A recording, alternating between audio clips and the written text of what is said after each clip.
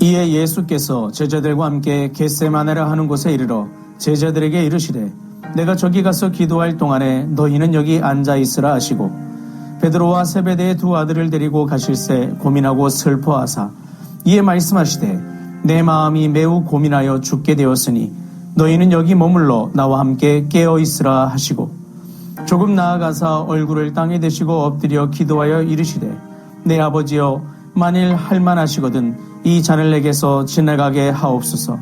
그러나 나의 원대로 마시옵고 아버지의 원대로 하옵소서 하시고 제자들에게 오사 그 자는 것을 보시고 베드로에게 말씀하시되 너희가 나와 함께 1시간도 이렇게 깨어 있을 수 없더냐.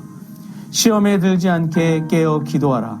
마음에는 원이로되 육신이 약하도다 하시고 다시 두 번째 나아가 기도하여 이르시되 내 아버지여 만일 내가 마시지 않고는 이 잔이 내게서 지나갈 수 없거든 아버지의 원대로 되기를 원하나이다 하시고 다시 오사 보신즉 그들이 자니 이는 그들의 눈이 피곤함일더라. 또 그들을 두시고 나아가 세 번째 같은 말씀으로 기도하신 후 이에 제자들에게 오사 이르시되 이제는 자고 쉬라. 보라 때가 가까이 왔으니 인자가 죄인의 손에 팔리느니라. 일어나라 함께 가자. 보라 나를 파는 자가 가까이 왔느니라.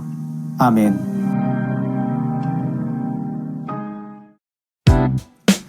안녕하세요. 데이바이블 조용재 목사입니다. 영화 왕의 남자에는 이런 대사가 있습니다. 나 여기 있고 너 거기 있어? 상대방이 답하죠. 아니 나 여기 있고 너 거기 있지? 이것은 무엇을 의미하는 것이냐? 두 사람이 같은 공간에 있지만 서로 다른 여기에 서 있는 것을 의미합니다. 사람들은 보통 내 주장, 내 생각이 더 중요하다 생각하기 때문에 저 사람이 내가 서 있는 여기에 오기를 원하는 거죠. 그런데 서로 여기를 주장해요. 그래서 같은 공간에 있지만 함께 그 여기에 모이질 못합니다. 마음이 닿지 못하는 안타까운 상황을 이야기하고 있는 부분이에요. 이 영화의 핵심 메시지는 우리의 삶에 고스란히 전달이 되죠. 나는 내 생각에 여기에 서 있고 다른 사람도 자기 생각에 여기에 서 있습니다. 그래서 쉽게 마음이 하나가 되지 못하고 연결되지 못하는 그런 안타까운 상황들 우리 삶에 참 얼마나 많은지 몰라요. 그런데 이게 신앙생활에도 고스란히 연결되고 있다는 거죠. 우리가 하나님을 향한 그 마음을 드릴 때도 마찬가지입니다. 우리는 하나님 앞에 여기를 주장합니다. 하나님 제가 지금 품고 있는 여기에 이 생각, 여기 이 자리 주님이 오셔야 합니다. 해결해 주셔야 됩니다. 그런데 좀처럼 그렇게 안 될 때가 더 많죠. 우리의 생각이 내가 생각할 때 완전한 것 같고 옳은 것 같고 이게 길인 것 같아도 하나님 보실 때는 안 그런 상황이 분명히 있기 때문에 그래요. 그래서 때로는 우리가 신앙생활 하면서 답답함을 느끼게 되고 도대체 언제까지인가 이런 의문점을 우리가 품을 때도 종종 있습니다. 또는 그렇게 내가 원하는 여기를 주장하다가 스스로 엉뚱한 길로 행하는 일들도 벌어지게 되죠. 또 하나의 여기라는 것을 우리가 신앙생활에서 볼 수 있는 것은 나는 여기 있는데 하나님은 저기 계신 것 같다라는 바로 그 느낌이에요.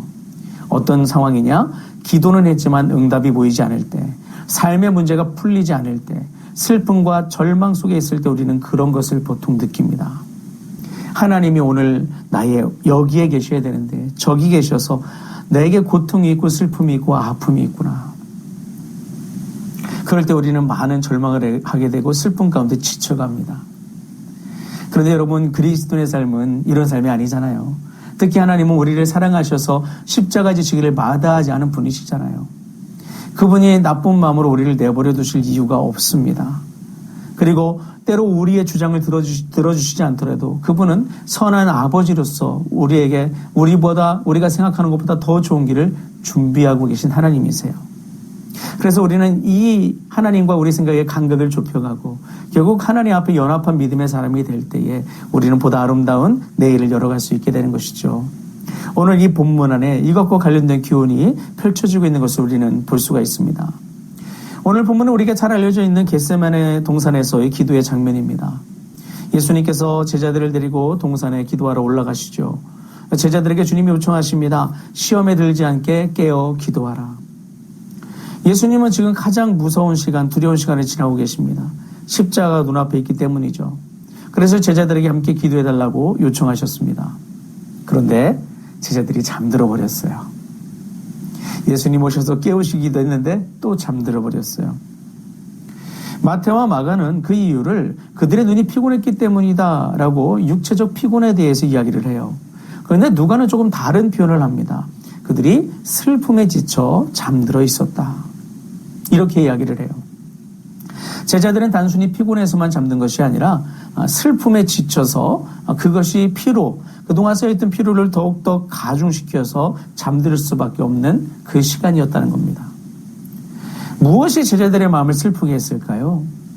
예수님이 그날 밤에 이를 때까지 하셨던 모든 말씀, 특히 만찬의 자리에서 특히 하셨던 그 말씀들이 그들의 마음에 큰 피로감을 주었던 거예요. 떠나신다고 하셨죠. 예수님께서 떠나신다 하셨습니다. 제자 중 한 사람이 배신할 거라고 하셨습니다. 베드로마저 주인님을 부인할 거라고 말씀하셨어요. 이 모든 말씀이 그들의 마음을 무겁게 짓눌렀던 겁니다. 그래서 그들은 슬픔에 지쳤고 결국 잠이 들었습니다. 그런데 여기서 우리가 주목해야 될 점이 있어요. 그들이 비록 그렇게 우리가 볼 때는 타당한 이유로 보여서 그렇게 잠들어 있었지만, 그러나 그들이 잠든 가장 중요한 이유는 같은 동산에 있었지만 그들은 예수님과 같은 곳에 서 있지 못했다는 거예요. 그들은 슬픔에 잠들어서 지쳐 잠들어서 쓰러져 있는 것 같았지만 결과적으로 그들의 마음이 주님과 같지 못했기에 쓰러질 수밖에 없었다는 거예요. 사실 여러분, 제자들보다 예수님이 마음에 피로가 있었으면 더 있었겠죠. 십자가 져야 될 당사자시잖아요. 얼마나 고통스럽고 괴로우셨으면 그날 밤 그렇게 기도하셨을까요? 그러나 주님은 더더욱 하나님 앞에 나아갔던 것을 보게 돼요. 특히 예수님께서 몸부림치며 기도하는 것 제자들이 지근거리 있었기 때문에 다 알 수 있었습니다. 그리고 평상시에 보이지 않았던 주님의 모습. 주님은 늘 힘이 있는 분, 당당한 분이셨는데 그분이 연약한 모습으로 내가 너무 고통 가운데 죽게 되었으니 나를 위해 기도해달라, 함께 기도해달라 청하고 계신데 그 마음을 왜 그들은 받지를 못했을까요? 같은 장소에 있었는데 그들이 서 있던 자리가 달랐던 거예요. 생각이 서 있고 마음이 서 있던 게 주님과 달랐기 때문에 그들이 거기서 지쳐 쓰러져 잠들 수밖에 없었던 겁니다.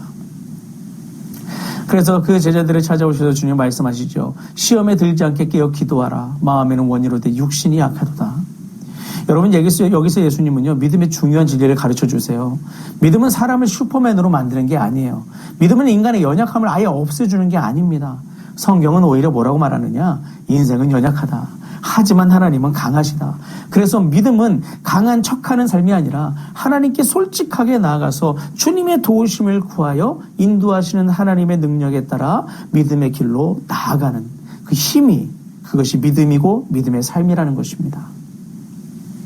그래서 예수님이 그 기도의 본을 보이시죠. 내 아버지가 할 만하시거든 이 잔을 내게서 지나가게 하옵소서. 그러나 내 원대로 마시옵고 아버지의 원대로 하옵소서. 주님도 그것을 쏟아내셨어요.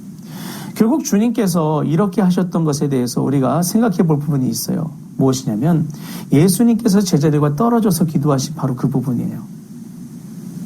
떨어져 있습니다. 여러분, 그렇게 힘든 상황이면 주님이 같이 데리고 가서 우리 손잡고 같이 기도하자면 더 좋을 거 아니에요. 그런데 떨어뜨려 놓으셨어요. 떨어지다 보면 어떤 현상이 벌어지냐면 마음이 멀어질 수 있는 가능성이 있고 이 일에 대해서 나의 일처럼 여겨지지 않고 떨어져 있는 일처럼 여겨질 가능성이 무엇보다 커요. 어떤 면에서는 주님께서 바라보는 자의 입장에서 제자들을 이 상황을 보게 하셨을 가능성도 매우 큽니다. 무엇일까요? 앞으로 제자들은요, 이제 주님과 실제 떨어져서 삶을 살아가야 돼요. 사역을 감당해야 돼요. 물론 본질적으로는 주님께서 성령님을 통해 그들 안에 내주하시고 함께 동행하실 겁니다. 임마누엘 약속을 주님께서 이미 주셨어요. 자, 그런데 중요한 것은 눈엔 보이지 않아요. 그렇게 3년 동안 함께 먹고 자고 다녔던 그 주님이 눈에 보이지 않아요. 더 이상 계시지 않은 것 같아요. 그 상황 속에 제자들은 교회 시대를 여시는 주님을 통해서 그 사명을 감당해야 됩니다. 이때 제자들에게 무엇이 필요할까요?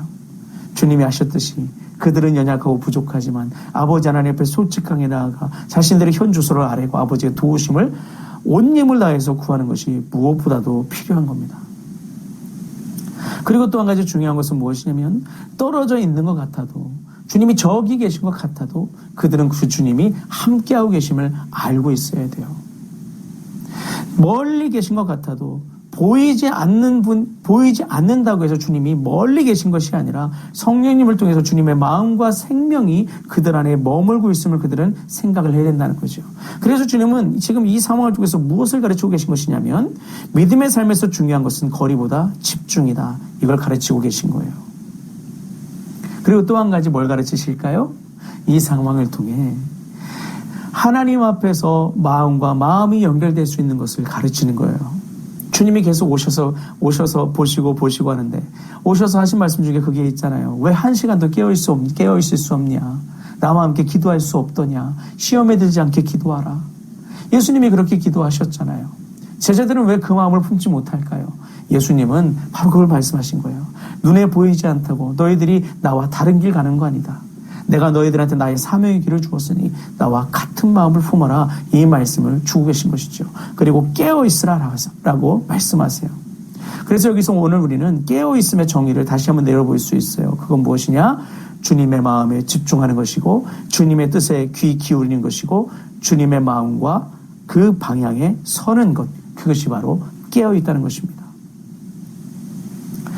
여러분, 사람은 피곤해도 잠들고요. 슬퍼도 잠듭니다. 하지만 기도하지 않으면 결국 영적으로 잠들게 됩니다. 깨어있지 않게 되면 영적으로 잠들게 되는 거예요. 그리고 영적으로 잠든 상태에서는 시험을 이길 힘이 없어요. 지금 제자들이 그랬다는 거예요. 안타까운 것은 제자들이 주님이 이미 예고하신 말씀들을 잘 귀담아 듣고 주님이 말씀 한마디 하실 때마다 거기에 집중하고 있었다면 이들이 이런 시험에 대비하는 것이 훨씬 나을 수도 있었어요. 그러나 그러지 못했다는 것이 안타깝다는 겁니다. 그저 그들은 다가오는 모든 상황에 대해서 그저 본능적으로만 반응하며 그렇게 너무나 연약한 가운데 서 있었던 것을 우리는 보게 돼요. 그러면 여러분, 오늘 우리가 중요한 것은요, 하나님 앞에서 믿음으로 살아갈 때 가장 중요한 건 주님께 집중하는 거고, 그 다음에 우리가 생각해야 된 건 그 집중할 때 주님의 말씀, 모든 입으로부터 나오는 모든 말씀, 우리에게 주어진 하나님의 말씀 앞에 우리가 진중하고 진지하게 나아가는 거예요. 그 말씀을 가볍게 흘려듣지 말고 내게 주신 말씀으로 진중하게 받아들일 수 있을 때 오늘도 우리는 한 걸음을 뗄 때 주님께서 기뻐하시는 길로 우리가 발걸음을 뗄 수가 있게 될 것입니다. 그게 깨어있는 거고 그게 주님과 함께 서는 거고 주님과 함께 나아가는 것입니다.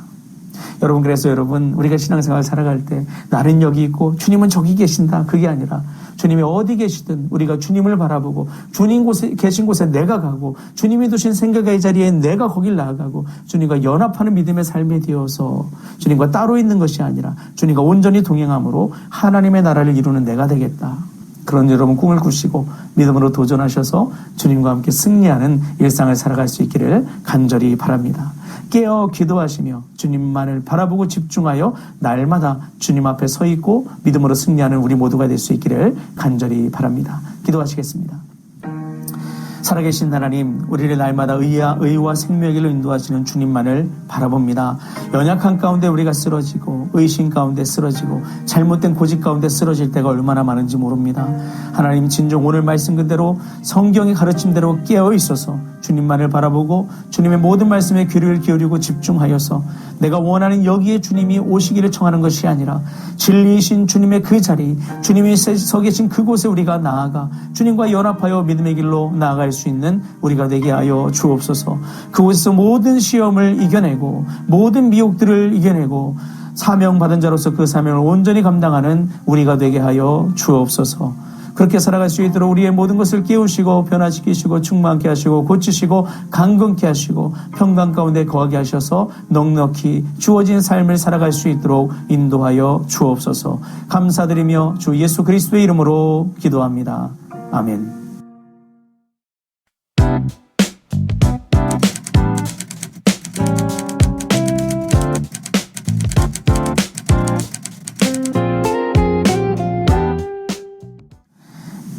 오늘도 우리와 동행하시는 주님 안에서 은혜의 길로 행하시는 여러분과 제가 될 수 있기를 주님의 이름으로 축원합니다. 주님 안에서 사랑합니다. 그리고 축복합니다.